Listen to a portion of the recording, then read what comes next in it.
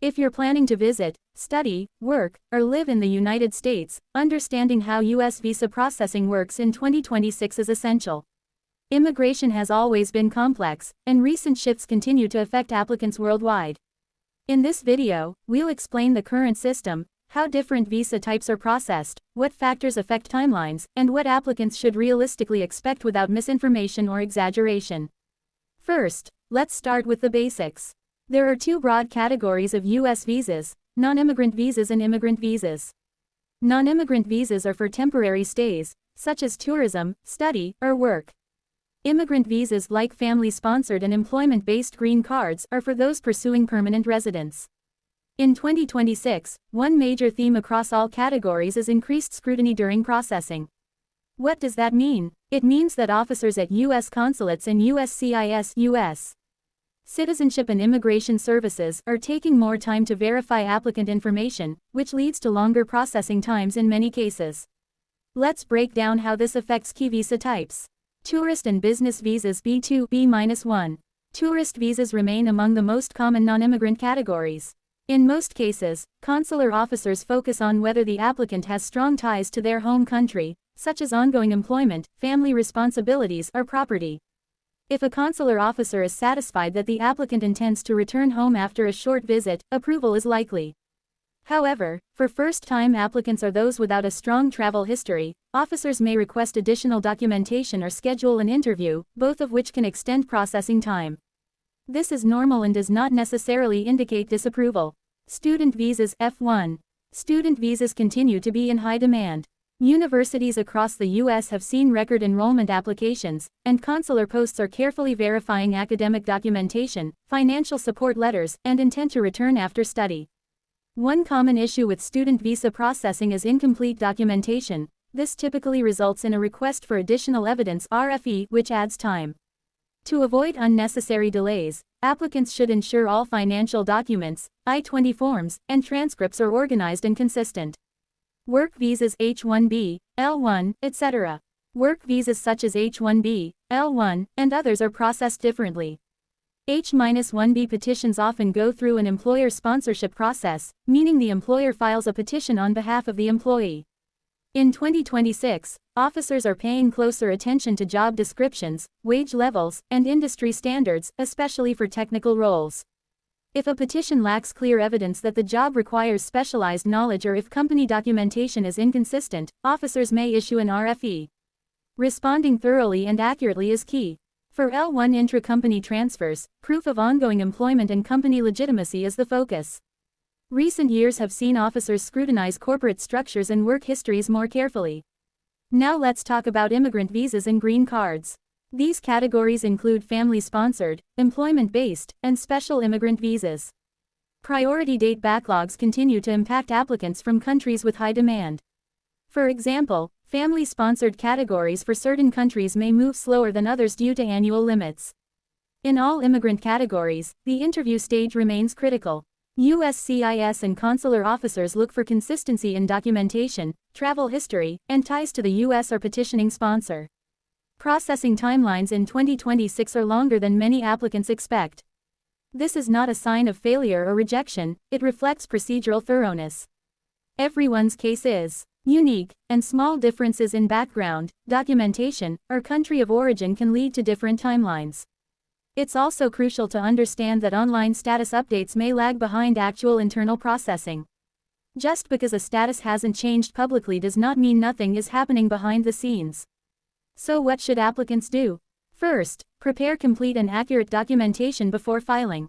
Second, stay informed about your specific category's typical processing times from reliable sources such as the official USCIS and DOS websites. Third, respond to any requests for evidence promptly and accurately.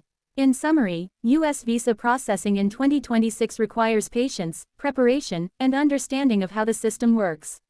A slow status does not always mean a problem, but accuracy and thorough documentation always matter. If you found this useful, stay tuned, we'll cover deeper nuances in other parts of this series. One of the most common frustrations applicants face is long processing times. Whether it's a temporary visa or a permanent residency case, waiting can be difficult to understand, especially when case status appears unchanged for months. In this video, we will explain why U.S. visa and green card processing takes longer than many expect, and what applicants should know to manage expectations realistically. Let's begin with backlogs. A backlog occurs when the number of applications exceeds the capacity of the system to process them quickly. In 2026, the immigration system continues to deal with record numbers of petitions in many categories. For example, family-based green card petitions have long waiting lists, especially for applicants from high-demand countries. Similarly, employment-based categories face bottlenecks due to annual limits and priority date retrogression. Another major factor is security and background checks. Every applicant undergoes multiple levels of screening, including national and international databases, biometric checks, and sometimes police or court record verifications. These checks are thorough because they directly relate to national security. While thoroughness is good, it adds time, often weeks or months, to final decision timelines. A third cause of delay is requests for evidence RFEs and notice of intent to deny (NOIDs). These are issued when an officer believes additional documentation or clarity is needed before making a decision.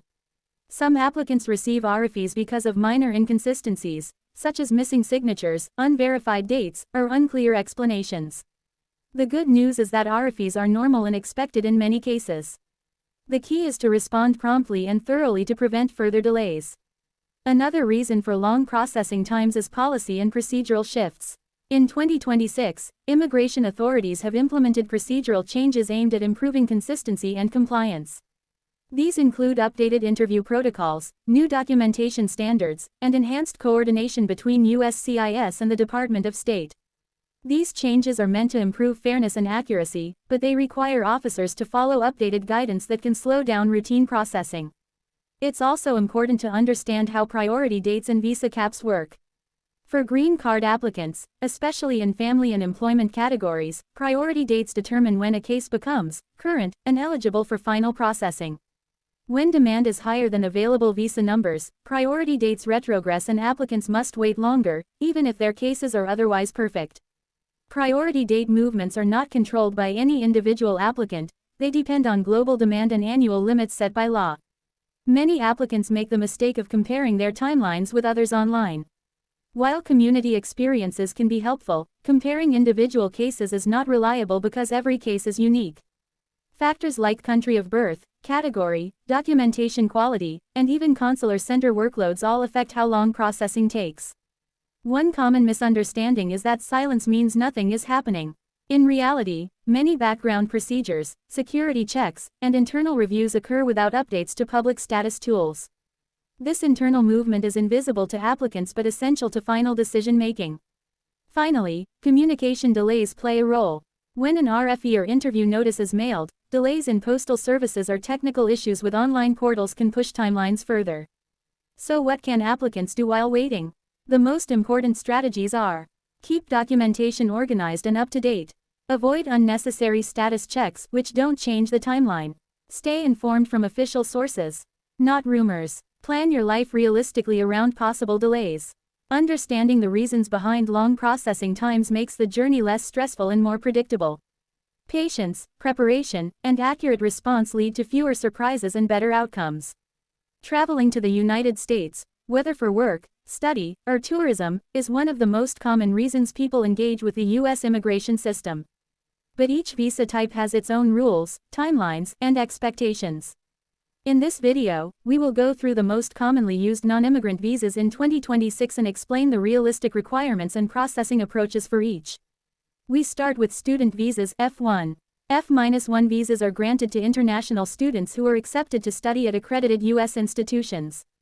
In 2026, consular officers are focusing heavily on academic intent, financial stability, and the likelihood that the applicant will return home after studies. Applicants must be ready to present I-20 forms, financial documentation, and sometimes proof of intent to return home. Interview questions commonly focus on how the program fits career plans and financial support details. Next, let's talk about work visas. The H-1B visa is one of the most popular options for skilled workers. In 2026, H-1B petitions continue to require detailed job descriptions, evidence of specialized knowledge, and compliance with wage requirements. Many applicants are surprised by how closely the job duties must match the educational qualifications.